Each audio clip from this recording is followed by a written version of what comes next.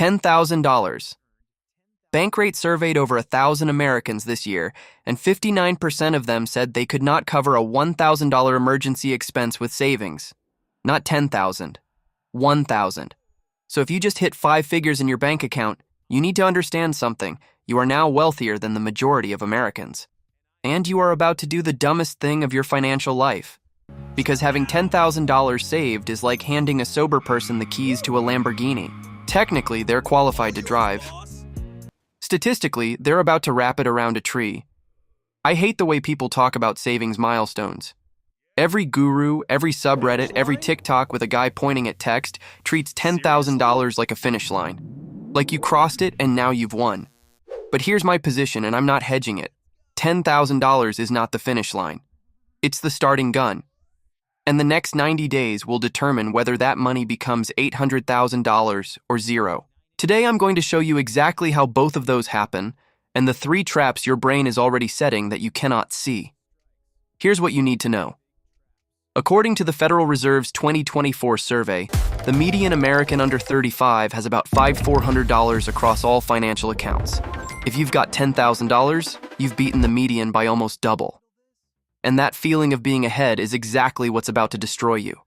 Here's what actually happens when someone hits $10,000. Their brain does something psychologists call arrival fallacy. It's a term coined by Harvard's Tal Ben-Shahar for the moment you reach a goal and immediately feel empty and desperate to reward yourself. You saved for 18 months. You said no to trips. You said no to new shoes. You ate rice and chicken while your friends posted brunch on Instagram. And now your brain says, we did it. We suffered enough. Time to upgrade. So you get a nicer apartment. $400 more per month. You finance a better car because you're tired of the jokes. $380 per month. You take the vacation you've been manifesting. $2,500. And in 90 days, you're back to $1,800 wondering what happened. That's not hypothetical. Bankrate found that 27% of Americans have zero emergency savings. And among those who did manage to save, over half dipped into those savings within the past year, primarily for unplanned expenses and day-to-day spending. The money doesn't stay. It never stays. Unless you understand what to do with it the moment it arrives. Charlie Munger, Buffett's partner for 60 years, said something that rewired my brain. The first $100,000 is a bitch, but you gotta do it. He wasn't being dramatic. He was being mathematical. The first $10,000 is the seed compound interest needs to start working. Without it, there's nothing to compound. With it, time becomes your silent employee working 24 hours a day for 30 years. But only if you don't fire your employee on day one by buying a couch you saw on Instagram. And here's what I'm going to say that most finance creators won't. If you have $10,000 saved and you're under 30, do not buy a house yet. I know that's controversial. I know your parents will hate me. But by the end of this video, you'll understand why that $10,000 working in the market for 5 years before you even think about real estate could be the most important financial decision of your life. Let me show you the 3 traps first. Everyone says the same thing when they hit $10,000. I should invest this. And they're right. But they skip 2 steps that turn investing from wealth building into wealth destruction. And that gap is where financial lives go to die quietly. The conventional wisdom is simple. Save, invest, get rich. 3 steps. A child could understand it. Here's what actually happens. Save $10,000. Skip the boring steps. Invest while carrying $6,000 in credit card debt at 21% interest.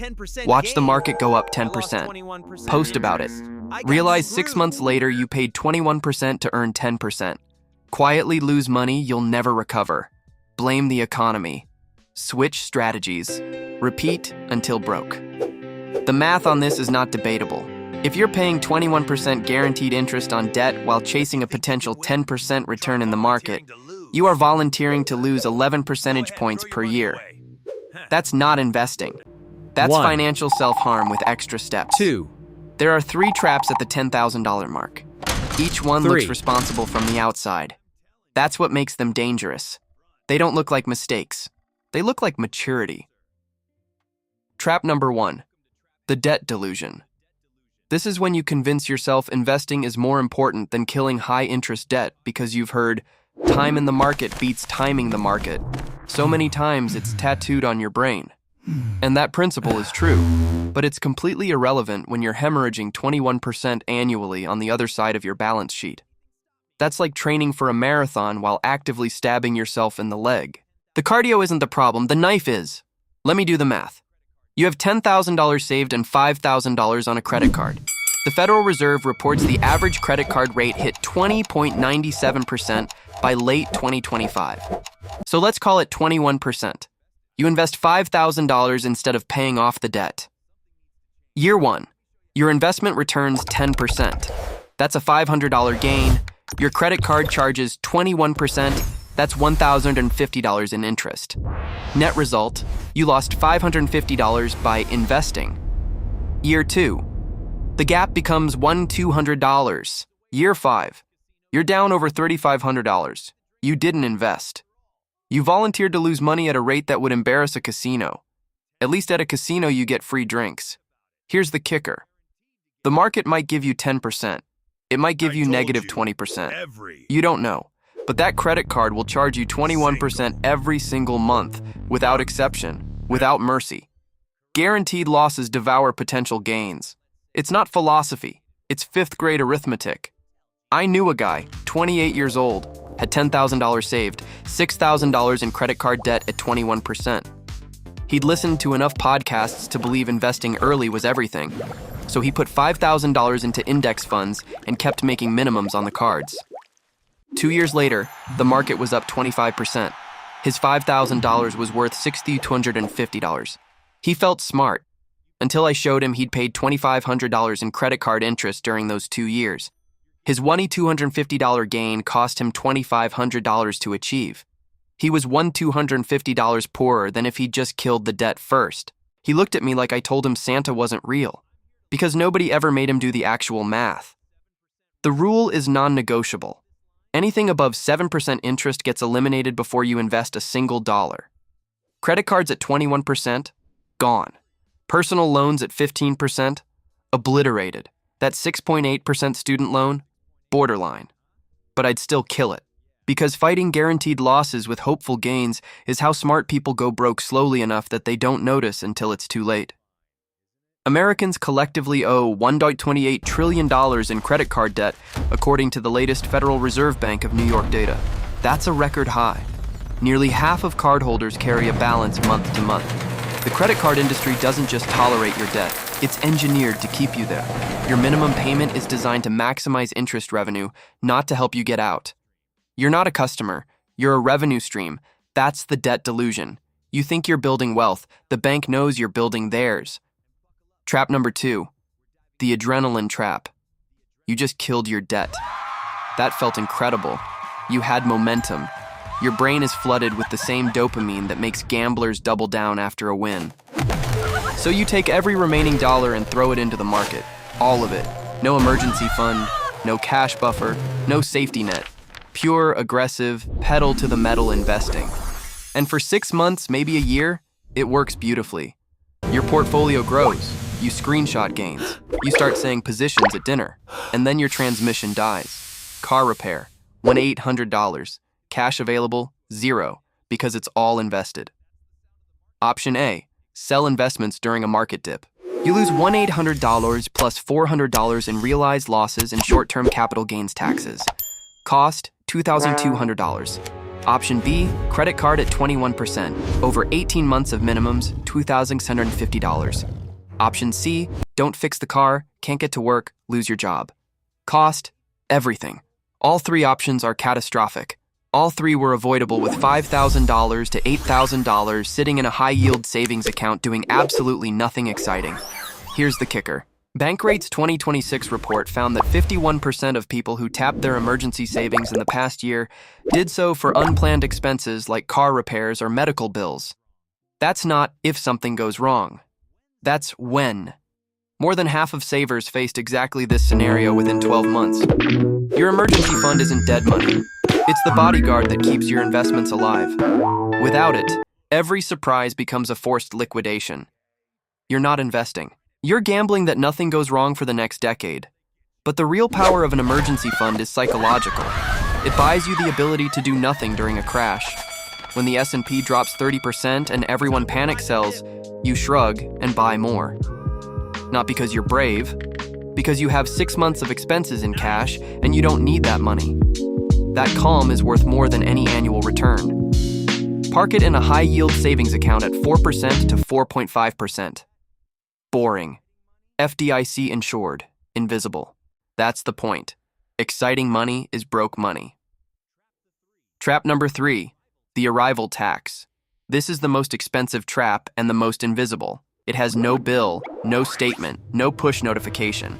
It's the moment your brain says, I earned this, and you upgrade your lifestyle to match your milestone. It doesn't feel like a trap. It feels like progress. And that feeling will cost you nearly $1 million. You know what you that hit means. $10,000. You upgrade your apartment by $400 a month because you deserve better. That's $4,800 per year. Over 10 years, $48,000 spent on slightly nicer walls. Now here's the number that should make you physically ill. $400 a month invested at 10% average returns for 30 years becomes $904,000. You didn't upgrade your apartment. You downgraded your retirement by almost $1 million for a kitchen island and in-unit laundry. And it gets worse. Lifestyle inflation is a ratchet. It only turns one direction. You will never go back to the cheaper apartment. It becomes your new floor. In 3 years, when your salary bumps, you'll upgrade again. Suddenly you're making $95,000, and just as broke as you were at $45,000 because every raise got absorbed by a slightly nicer version of the same life.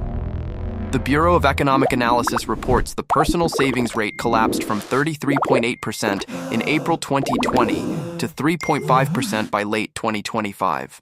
Americans went from saving a third of their income to saving almost nothing in 5 years. At the median household income, 3.5% savings is roughly $200 to $300 a month. You know what $250 a month invested for 30 years at 10% becomes? $566,000. Americans are choosing a used car every 12 months over $500,000 in retirement. Every single month they make that trade, and they don't even know they're making it. That's the arrival tax. You pay it with money you'll never see, on a bill you'll never receive, for a lifestyle upgrade you'll forget about in 18 months. Let me show you how this plays out. 2 people, same city, same age, same job, same $10,000. Same day in March. Completely different lives 5 years later. Marcus hits $10,000 at 27. He pays off $3,000 in credit card debt. Smart move. Then he gets a nicer apartment downtown. $450 more per month. He finances a pre-owned SUV. $340 per month. Weekend in Miami. Put it to $800. He opens Robinhood with the remaining $900, buys 3 stocks his coworker mentioned at lunch, and even opens a Roth IRA. Puts in $500, never sets up automatic contributions, forgets about it by July. 5 years later, Marcus makes $78,000. He has $4,200 in savings. His car is worth less than he owes. His rent went up twice. His Roth IRA has $580. He's not broke, he's just stuck, running in place on a treadmill that keeps getting faster. He describes himself as doing okay at dinner parties, which is what people say when they don't want to admit they're terrified. Same March, same $10,000. Priya pays off $3,000 in credit card debt. Same first move. Then she puts $5,000 in a high-yield savings account and doesn't touch it. Opens a Roth IRA at Fidelity, puts in $2,000, buys VTI, sets up $250 per month automatic. Same apartment, same car, same life. Nothing changes visually. Her Instagram stays exactly the same. She almost upgraded her car in year 2. 3 coworkers got new SUVs in the same month. She sat in her 2015 Honda in the parking lot and genuinely considered it. Then she checked her Roth IRA, saw $11,400 and thought, this is working. She drove home. 5 years later, Priya makes roughly the same salary, but her Roth IRA has $22,000. Her emergency fund, $6,800. Credit card balance, permanently 0. No car payment. Net worth, $31,000. Marcus's net worth, negative $2,400, same starting point, a $33,400 gap in 5 years, and it's about to go exponential. Because here's where compound interest turns from interesting math into generational wealth. Priya keeps going, doesn't increase her contribution, doesn't pick stocks. Just $250 a month into VTI every month for decades. Priya's $22,000 at year 5, plus $250 per month, continuing at 10% average returns. Year 10, $68,000. Year 15, $142,000. Year 20, $264,000. Year 25, $460,000. Year 30, $790,000. She contributed $112,000 total. Compound interest handed her $678,000. Her money earned 6 times what she put in. At a 4% safe withdrawal rate, that's $31,600 per year she can pull forever without touching the principal. From pressing a button at 27 and then ignoring it for 3 decades. Now here's the cost of Marcus's delay. If Marcus wakes up at 32 and starts doing exactly what Priya did, same contributions, same fund, same returns, he ends up with $480,000 at 57. Not $790,000. That 5-year delay cost him $310,000. Not because he did something wrong at 32, because he did nothing at 27. That's not money. That's the difference between retiring at 55 and retiring at 65, between choosing to stop and being forced to continue. And this is where my controversial take comes back. Remember when I said don't buy a house yet? Here's why.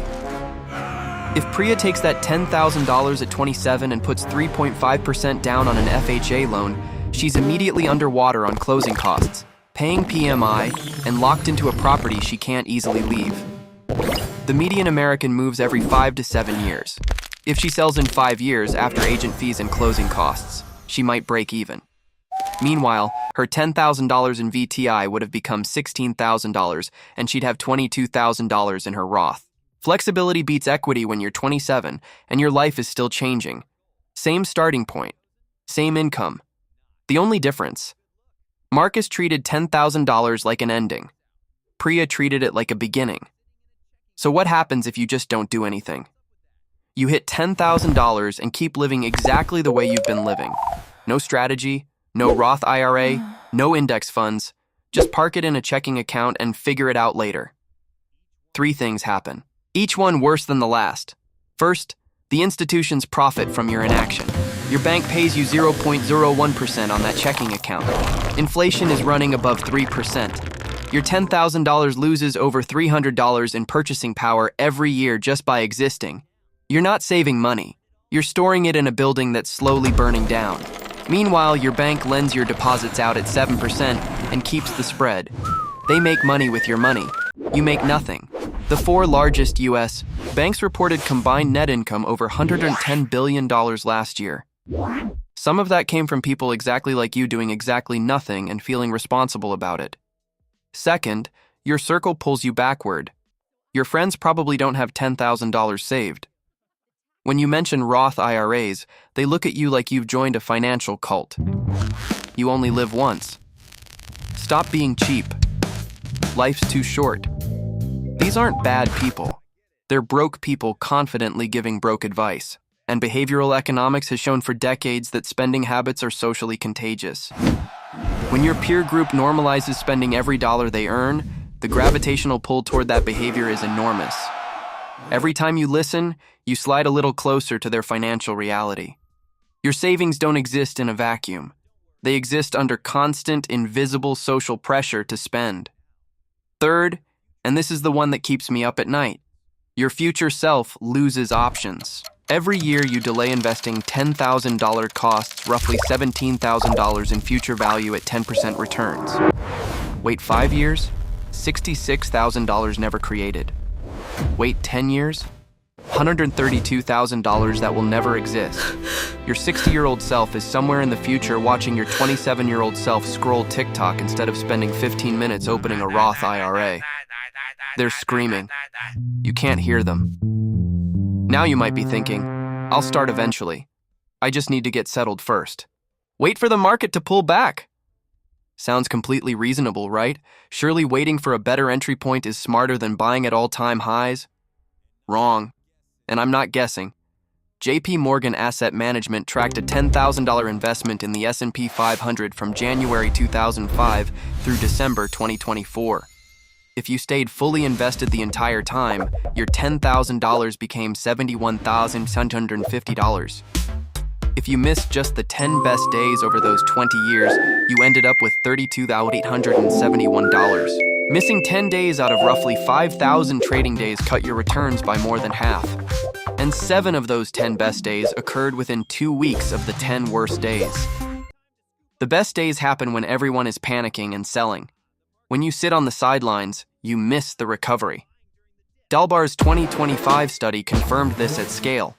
In 2024, the S&P 500 returned 25%. The average equity investor earned 16.54%, an 8.5 percentage point gap, not because of fees, not because of bad funds, because of behavior, buying high, selling low, timing wrong. Over 20 years, Dalbar found the average investor turned $100,000 into $345,614, while a simple buy and hold approach turned the same $100,000 into $717,503. The active group didn't just earn less. They worked harder, stressed more, traded more, and still ended up with less than half. The most expensive thing you will ever buy is hesitation. Warren Buffett said, "Someone's sitting in the shade today because someone planted a tree a long time ago." Everyone loves that quote. They repost it, they nod. Nobody does it. Because here's what Buffett didn't say. The person who planted that tree didn't feel anything when they planted it. No applause, no dopamine, no notification. They put a seed in dirt on a random Tuesday and walked away, then did it again the next month. For years. While everyone around them was buying fertilizer for a garden they never planted. That's what nobody wants to hear.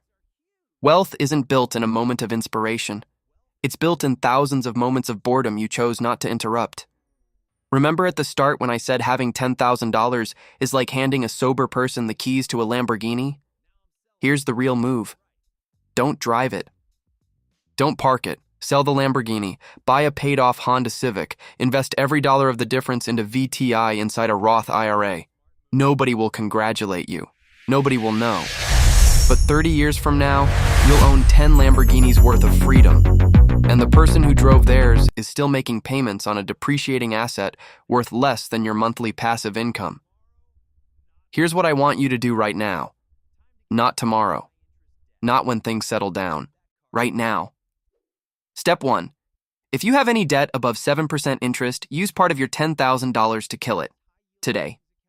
Step 2. Put $5,000 to $8,000 in a high-yield savings account. Don't touch it. That's your emergency fund. Your bodyguard. Step 3. Open a Roth IRA at Fidelity, Schwab, or Vanguard. Takes 15 minutes. Fund it with whatever you have left. Buy VTI or VOO. One button. Step 4. Set up automatic monthly contributions. $100, $200, $300. The amount doesn't matter. What matters is the machine starts today. Compound interest doesn't negotiate. It doesn't care about your timing or your feelings. It only cares when you start. If this video changed how you think about $10,000, or if you just hit that number and you're committing to treating it as a starting line instead of a finish line, comment starting line below. I'm not asking for engagement. Research by Dr. Gail Matthews at the Dominican University of California found that people who write down financial goals are 42% more likely to achieve them. 2 words. Zero cost. The price of not typing them might be $800,000. Hit subscribe if you want to see next week's video, where I break down why the average investor underperformed the S&P 500 by 8.5 percentage points in 2024, and the 3 behavioral traps Dalbar identified that are probably costing you right now. Because here's the final truth about money. The difference between someone who retires at 55 with options and someone who works until 67 because they have to is almost never intelligence. It's almost never income. It's almost never the market. It's whether they had the discipline to be boring at 27 when everyone around them was busy being interesting. Dalbar proved it. JP Morgan proved it. Compound interest proves it every single day. Your $10,000 is not money. It's a question. Can you plant a tree you'll never see grow and trust that the That's shade is right. coming? So, is that a yes